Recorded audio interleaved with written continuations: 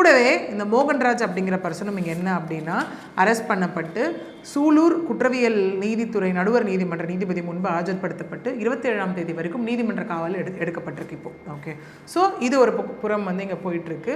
இப்போது என்ன காவல்துறை தரப்புலேருந்து இப்போ சொல்லப்பட்டிருக்கு அப்படின்னா, அதாவது இப்போ இவங்க இருக்காங்க இல்லையா, இந்த ஃபேமிலி, இவங்க வந்து 15 நாளுக்கு முன்னாடி தான் அந்த இடத்துக்கே வந்தாங்கன்னு சொல்லப்படுது. ஓகே, அந்த கிராமத்துக்கு எங்கே அப்படின்னா இந்த கோயம்புத்தூர் டிஸ்ட்ரிக்ட் சூலூர், ஓகே, அந்த பள்ளப்பாளையம், ஓகே, அப்படிங்கிற இடத்துல இருக்கக்கூடிய பாரதிபுரம் அந்த இடத்துல தான் இது அந்த இடத்தை சார்ந்தவங்க தான் வந்தாங்கன்னு சொல்லப்படுது. கூடவே இங்கே என்ன அப்படின்னா பிரேத பரிசோதனையில் தான் காரணங்கள் தெரிய வரும். என்ன பண்ணி இந்த சிறுமியை வந்து கொன்னாங்க, இந்த கொலைக்கான காரணம் என்ன அப்படின்றது தெரிய வரும். பட் இந்த கைதான இருவருமே பெயிலில் வர முடியாத அளவுக்கு தான் இங்கே செக்ஷன்ஸ் போட்டிருக்கோம் அப்படிங்கிற மாதிரி தான் அங்கே வந்து ஐஜி அவர்கள் சொன்ன மாதிரி இருக்குது.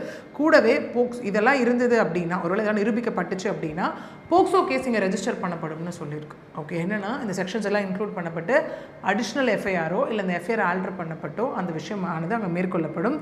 கூடவே டாக்டர்ஸோட முதல் அறிக்கையில் இது பாலியல் வன்கொடுமை அப்படின்றது உறுதி செய்யப்பட்டதாகவும் இருக்குது. ஓகே,